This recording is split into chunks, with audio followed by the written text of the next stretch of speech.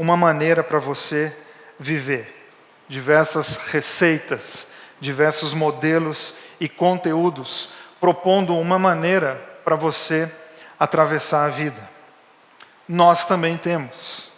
O que fazemos aqui quinta-feira após quinta-feira, domingo após domingo, post após post, reunião após reunião, é apresentar um caminho para você viver, ajudar você a atravessar a sua trilha vida afora. Porque cremos que ninguém precisa ficar à deriva. Ninguém deve, na verdade, ficar vagando por aí, sem rumo, sem uma meta, sem uma razão, sem um porquê. E Jesus se apresentou como um rumo, como vocês bem sabem. Jesus se apresentou como um caminho que leva a uma verdade, e uma verdade que produz vida no coração. Mas é um caminho. Por isso que a gente não tem que ter pressa para resolver a vida, a gente não tem que ter pressa para dizer que entendeu todas as questões ensinadas por Jesus, porque não se trata de uma corrida contra o tempo, se trata, na verdade, de acalmarmos o nosso coração para a gente conseguir atravessar a vida com paz, com valores, para que os nossos dias não sejam um suceder de dias vazios, perdidos e sem sentido. E Jesus contou muitas histórias, as parábolas. E com as parábolas, ele mexeu em diversas dimensões da vida humana. Ele falou sobre temas muito relevantes e alguns, inclusive, complicados, controversos. E talvez seja a parábola do filho pródigo uma das mais conhecidas da Bíblia. Assim como é uma parábola muito difícil de ser digerida, ela é muito difícil de ser engolida para quem é entorpecido por essa religião tacanha e cheia de regra. Quando a pessoa tem muita regrinha no coração, muito senão, muito mas e muito dedinho na cara, ela não lida bem com a parábola do filho pródigo. Porque dentre os muitos ensinamentos da parábola, o grande deles, o que chama a atenção, é a graça escancarada de Deus sobre todos nós. Porque a parábola do filho pródigo, dos dois filhos, é uma história nossa, do nosso relacionamento com Deus. A parábola revela em alto e bom som que Deus não fica contabilizando e anotando as bobagens que você faz na vida. Deus não tem um cadernão lá do tamanho do mundo, com uma página com o teu nome, e lá dizendo assim, hoje, não, então peraí, vacilou, até porque vamos combinar, haja página para escrever o tanto de bobagem que a gente faz na vida. Não, Deus não é essa pessoa que fica contando e anotando o tanto de erros, de pecados, de decisões tortas e malucas que eu tomo na minha vida. Quem faz isso são as pessoas que não sabem lidar com seus próprios erros. Quem faz isso são os religiosos, chatos pra caramba, e tem um monte espalhado por aí, que não conseguem lidar com amor e com graça, e eles sim têm uns cadernos anotando tudo e tudo, a respeito de tudo e de todos, menos, claro, de si mesmos. Não, a parábola do filho pródigo diz que nós sim tomamos decisões erradas, de que a gente faz um monte de bobagem na vida, de que existem consequências, de que nós pagamos o preço pelas nossas decisões, e Deus está na porta de casa esperando você voltar. A despeito do que você fez. Consequências você vai lidar com elas, porque isso faz parte da vida. Pesos talvez nós vamos ter que carregar, por quê? Porque não existe decisão neutra na vida. A gente sempre vai lidar com alguma consequência. Deus está no portão, esperando a gente voltar para casa. Essa talvez seja uma das grandes lições. Mas hoje, tendo em vista que estamos no final do ano, eu quero fazer com você outro olhar, convidar você para pensar a parábola do filho pródigo a partir dos seus desejos. Porque nós estamos no final do ano, bem no finalzinho mesmo do ano, E acredito que você já esteja pensando, querendo ou não, como é que você vai viver o próximo ano. Ou se a tua vida está muito difícil, como é que você vai enfrentar o próximo ano, porque talvez ele tenha contornos de luta e de desafio. A despeito de como está a sua vida e dos planos que você está fazendo, inevitavelmente aparecem no nosso coração, quando a gente fala de uma nova fase, de novas possibilidades, aparecem os nossos desejos. Porque os desejos são o início de todas as coisas. Tudo na nossa vida começa com um desejo. E onde que começa o desejo? Bom, começa aqui dentro. Nesse lugar onde nós chamamos, onde a Bíblia chama de coração. Que não é esse órgão do corpo humano. Quando a Bíblia fala de coração, ela está falando de um campo emocional, de um campo espiritual, onde nós tomamos as nossas decisões. Coração é o lugar onde você vai pegar, onde estão lá os seus desejos, mas estão seus valores, suas metas, seus sonhos, e você vai colocar tudo isso para conversar. Esse é o teu coração. E há uma luta, porque tem coisas que a gente quer muito fazer, mas aí esse desejo entra em confronto com o teu valor, e o teu valor vai falar assim, então isso é errado. E aí começa uma disputa no nosso coração, e às vezes a gente perde o sono porque a gente não consegue lidar exatamente com os nossos desejos. E tem um texto na Bíblia que eu gosto demais, em Jeremias, capítulo 17, o versículo 9, que fala sobre o nosso coração, sobre esse lugar onde a gente toma as nossas decisões, e o profeta diz assim, o coração humano é mais enganoso que qualquer coisa, e ele é extremamente perverso. Quem é que sabe de fato quanto que o nosso coração é mau? E eu quero meditar um pouquinho com você nessa afirmação de Jeremias. Guarda a parábola do filho pródigo aí no teu coração, porque o profeta, claro, ele está fazendo uma denúncia, porque o profeta faz denúncia, mas faz a denúncia com a intenção de alertar a nossa vida. Então ele carrega na tinta para dizer o seguinte, você tem planos para a tua vida? Você está nesse processo de maquinar como é que vai ser o teu ano, como é que você quer estar em dezembro do ano que vem, qual caminho que você quer trilhar. Então toma cuidado, porque o teu coração ele é extremamente enganoso. Fique esperto, é mais ou menos uma coisa de louco que seria assim, fique esperto com você mesmo, porque você adora se enganar. Fala, Vili, mas essa frase não faz o menor sentido. Exato, a gente não faz o menor sentido. Mas, Vili, essa frase é de louco. Desculpa eu te dizer, mas você é muito louco. Mas, Vili, você nem me conhece, mas você é um ser humano. E nós somos tudo louco. Porque a gente vive querendo coisas e a gente fica, às vezes, arranjando desculpas e montando frases bonitas para justificar os nossos desejos, mesmo que eles estejam errados, a gente sempre dá um jeitinho. Vocês estão olhando para mim com essa cara, mas eu sei que vocês fazem isso. E o profeta traz à tona, então, algo fundamental que está sendo deixado de lado pelas pessoas, porque o profeta está falando isso para um grupo de pessoas.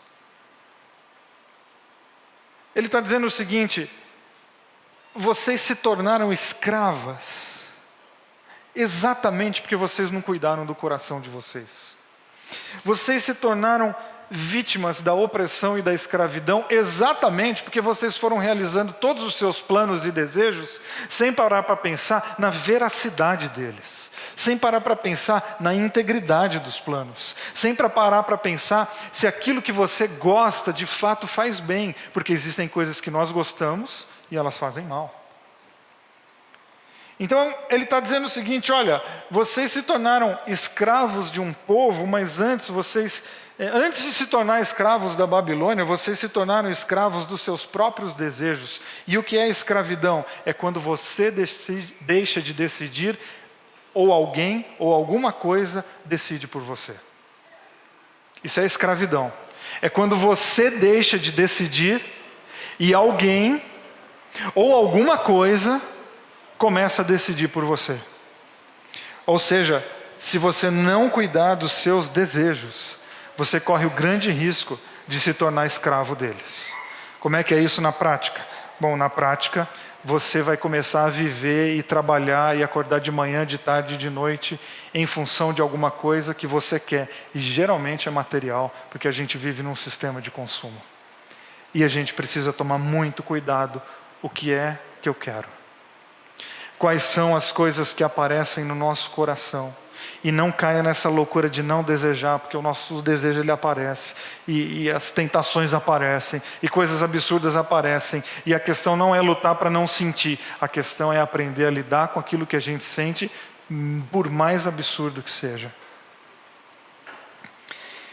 Porque sempre que a gente fala de felicidade, nós estamos falando da realização dos nossos desejos. Por isso que é tão importante a gente investigar os nossos conteúdos. E a espiritualidade cristã, e a espiritualidade que nós apresentamos aqui na Bethesda, ela parte do princípio que você precisa com constância visitar os seus conteúdos. Visitar as coisas que você está adquirindo como verdade, porque muitas coisas vão grudando na nossa vida e a gente nem percebe. E às vezes a gente está repetindo inclusive frases que não são nossas. Eu ouvi, gostei, não parei nem para pensar direito o que a frase diz, mas achei tão bonitinho. Ctrl C, Ctrl V. Eu vi no Facebook, achei legal, passei para frente. Você parou para pensar no que é isso? Você parou para pensar nos desdobramentos disso? Você já parou para pensar se essa piada que você está contando, ela não é racista, homofóbica ou preconceituosa? Não, mas alguém contou lá no escritório e todo mundo riu. Pode ser que todo mundo riu de uma coisa racista, homofóbica e preconceituosa. Visite os seus conteúdos para você não cometer o pecado de passar a vida sem pensar no tipo de pessoa que você está se tornando. É fundamental a gente parar e olhar para dentro de nós. E então nós temos a parábola do filho pródigo. Que Jesus está contando um monte de histórias, ele conta essa. Olha, um pai tinha 2 filhos. O mais novo vira para o pai e fala: pai, eu quero a minha parte da herança. E o pai prontamente dá. Não tem questionamento de não chegou a hora, não é agora, moleque, você não tem responsabilidade. Ele divide, essa aqui é a tua parte, e ele vai embora. Ele vai viver a vida do jeito que ele acha que a vida tem que ser vivida. Ele tem um desejo no coração e o desejo dele é pista. Viver a vida de outro jeito, com outros valores, longe dessa casa. Mas para onde você vai? Não, eu não sei, eu sei onde eu não quero ficar. E ele vai embora.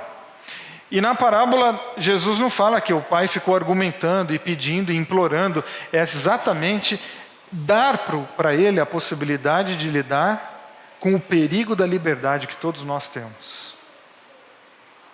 É isso que você quer? Você pensou bem?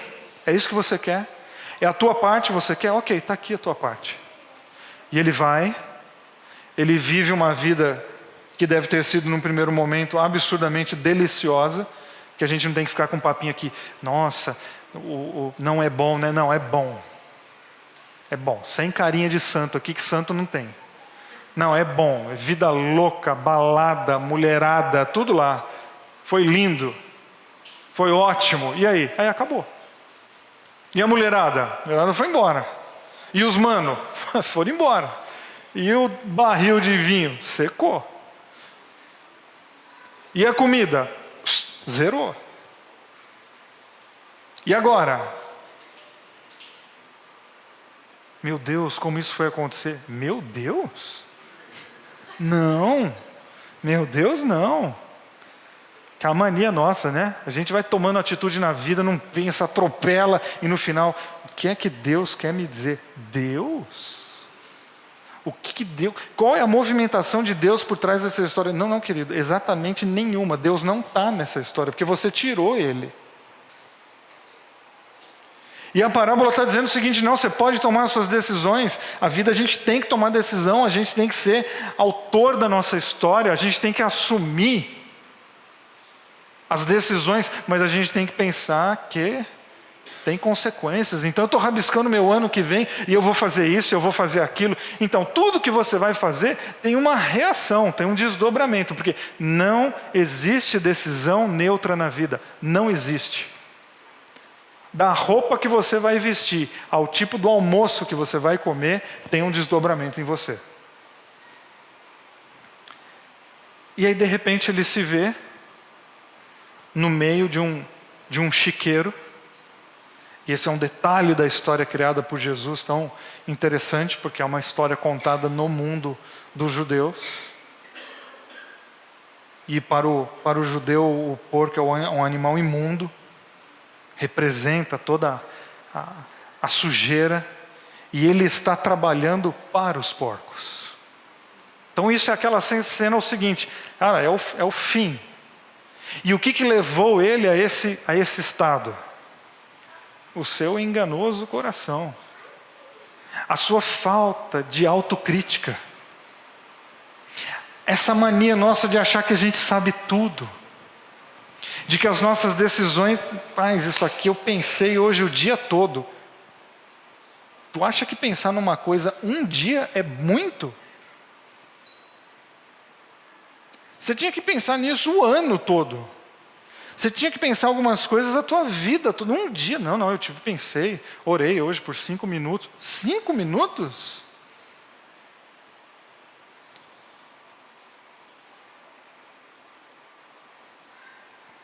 E o texto que nós lemos tem uma frase que eu quero que você guarde ela no teu coração.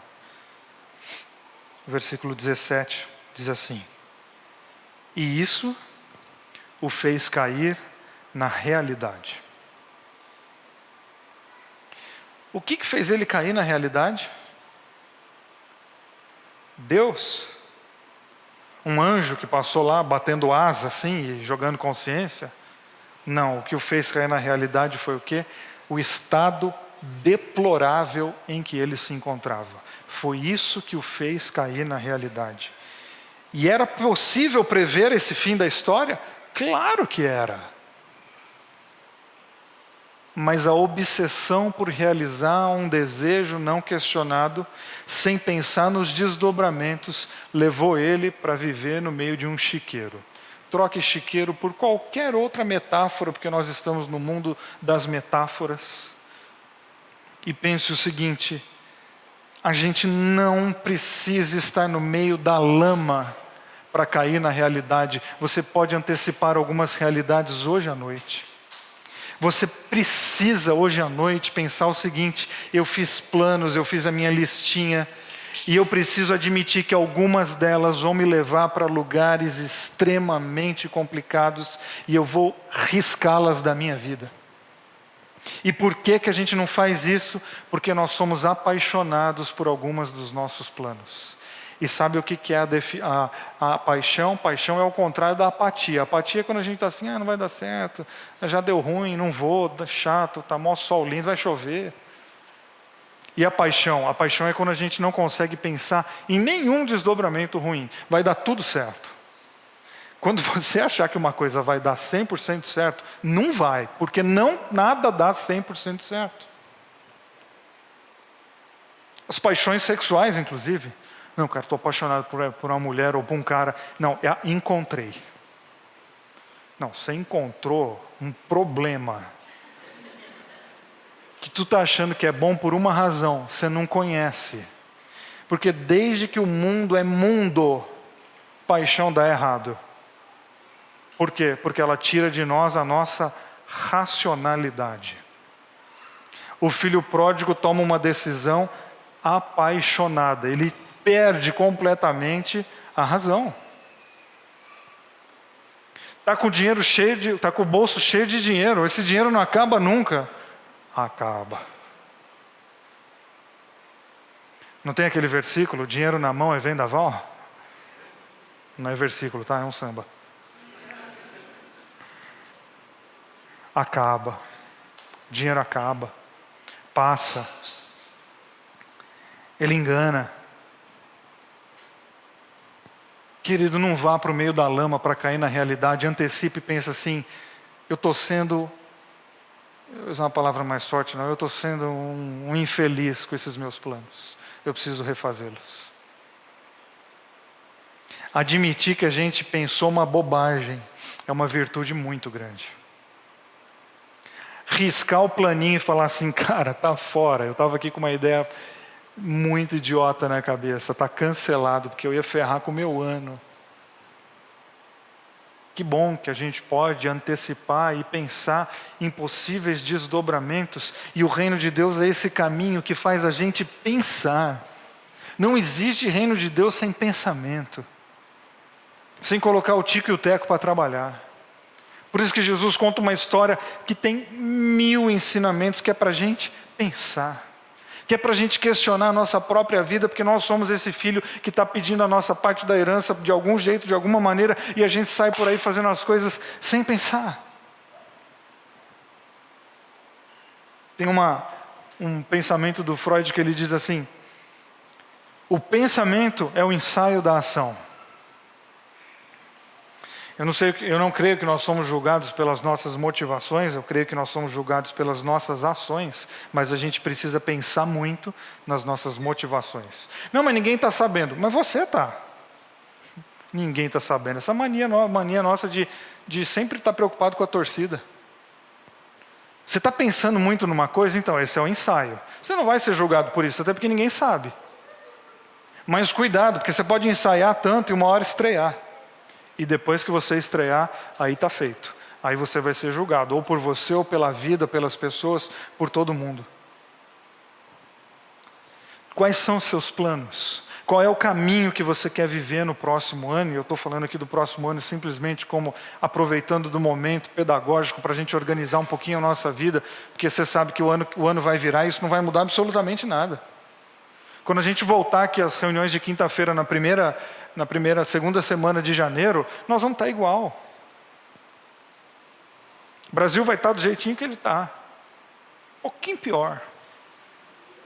Né? Mais 20 dias está um pouquinho pior. A carne vai estar um pouquinho mais cara. Porque não é lá que muda, tem que mudar aqui dentro. Porque as nossas mudanças, elas não são da realidade do lado de fora, as nossas mudanças têm que ser dos nossos valores do lado de dentro. E é tarefa de gente séria, é tarefa de gente íntegra, olhar para os próprios planos e às vezes dizer: errei grande, eu não vou fazer. Não, Vili, já fiz, eu estou caminhando, estou no meio do caminho, volta. Você não precisa ir até lá, você não precisa se perder no meio de um chiqueiro para resgatar a tua vida. Não, volta antes. Quais são os seus planos? E a resposta comum para todos nós, acho que uma resposta que a gente pode dar: meu plano é ser feliz, né? O que nós vamos fazer para ser feliz? Aí cada um aqui tem seu caminho, sua ideia, seu desejo. A gente quer ser feliz. Felicidade é o tema. E a felicidade é um assunto muito interessante porque a gente vai atrás da felicidade porque nos falta, certo? A gente só vai atrás porque a gente não tem. Se a gente tivesse, a gente não estava indo atrás da felicidade. Então, outra maneira de eu te perguntar hoje à noite aqui é: o que te falta? Porque acho que essa pergunta, ela mexe inclusive com as nossas futilidades. Será mesmo que você tem falta de alguma coisa para ser feliz? E eu não estou dizendo que você não tem, eu estou te convidando a pensar.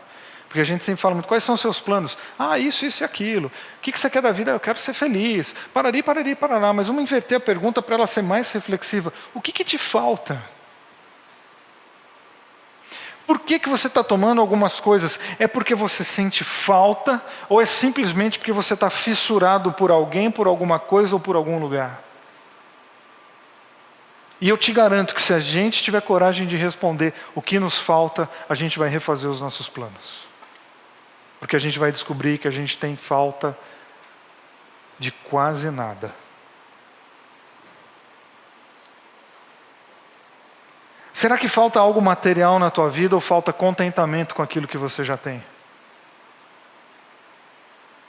Será que não dá para ser feliz com aquilo que você tem e você está jogando simplesmente e se rendendo às propagandas que estão dizendo que você tem que ter alguma coisa um pouquinho maior?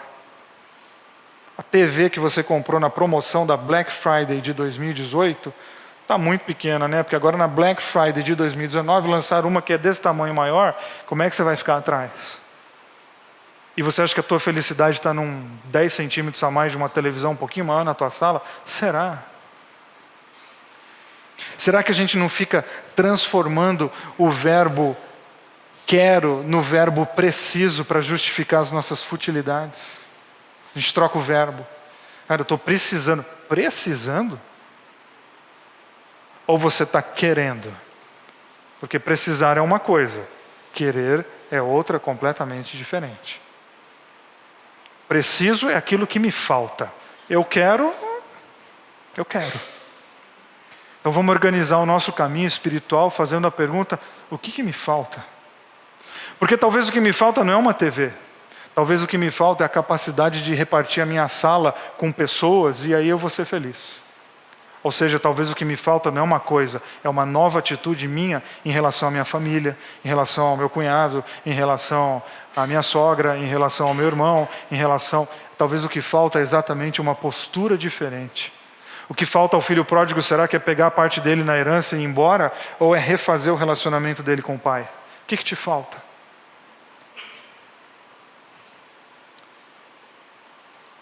A gente precisa colocar na nossa vida, responder na nossa vida uma outra pergunta, e vocês sabem que eu gosto de fazer pergunta. É o que é importante para você. E importante vem da palavra importar, é aquilo que de fato eu coloco dentro de mim. O que você quer colocar dentro de você? O que você importa? E ao importar você vive, leva, vai vida afora.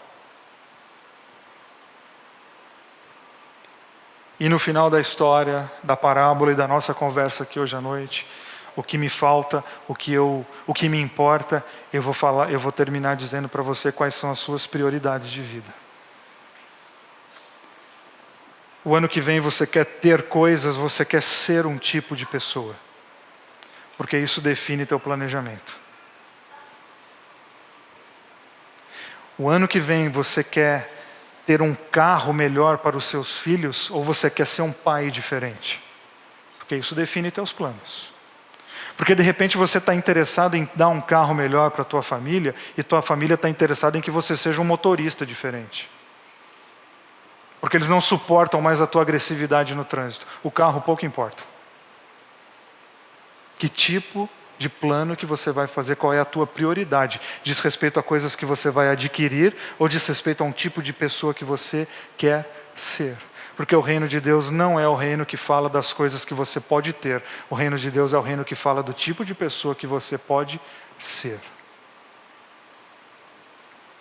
Mas esse tipo de pessoa que você pode ser não acontece nem da noite para o dia e nem sem um compromisso teu com você mesmo, um vínculo radical teu com a tua própria história. Então na parábola do filho pródigo fica escancarada a liberdade humana, fica evidente a responsabilidade humana. E fica também claro que Jesus está dizendo o seguinte: nós somos, em última análise, os responsáveis pela nossa realidade. A gente tem que parar de terceirizar a responsabilidade para os outros. Por que o filho pródigo parou nessa situação? Não, mas ninguém ajuda, né? Não, mas o pessoal se aproveitou dele, né? Não, mas os amigos que não eram amigos foram embora, né? Não, mas a economia, né? Para de terceirizar a responsabilidade, para de terceirizar a felicidade, para de terceirizar a tua vida e assuma as tuas responsabilidades, porque Jesus está dizendo, existe um caminho para você viver, e a primeira atitude é você aceitar que a responsabilidade da tua vida é sua. E isso é maravilhoso. Saber, eu admitir que eu sou responsável pela minha própria vida é uma coisa muito legal, sabe por quê? Porque eu posso fazer planos. Porque eu posso então fazer metas. Porque então eu posso focar em determinadas coisas. Porque eu sou responsável pela minha própria vida. O reino de Deus, ele gera pessoas autônomas, responsáveis, e que não ficam esperando mágicas e intervenções absurdas de Deus para lidar com seus próprios problemas, para resolver os seus problemas. Já falei 1000 vezes aqui nas quintas-feiras de gente que está com aquela fatura de cartão de crédito absurda dizendo: Senhor, Não, querida, esse cartão aí quem fez foi você. O milagre não é Deus pagar a fatura. O milagre é você ter um novo comportamento financeiro e no final do ano que vem você não está dessa maneira. Esse é o milagre. Ah não, mas aí não tem graça. Eu queria um milagrão mesmo assim, da minha fatura sumir. Então esse aí não tem, isso não existe. Até porque se isso acontecer não é um milagre, é um erro. Milagre é quando a gente absorve uma nova consciência. Milagre é quando eu olho para a minha vida e falo, poxa, eu estou me perdendo aqui no consumo, mas eu posso me reinventar. O dinheiro está começando a se tornar o meu Deus, pois eu vou colocá-lo de lado. Ele não vai ser meu senhor, ele vai ser meu escravo. E assim a gente vai entrando no caminho do reino, sem pressa. O caminho do reino não é para corrida, o caminho do reino é uma trilha onde a gente vai caminhando sem pressa. Mas dia a dia, de mãos dadas com o Senhor, a gente encontra um sentido para a nossa vida. Amém? Fique em pé, eu quero orar com você.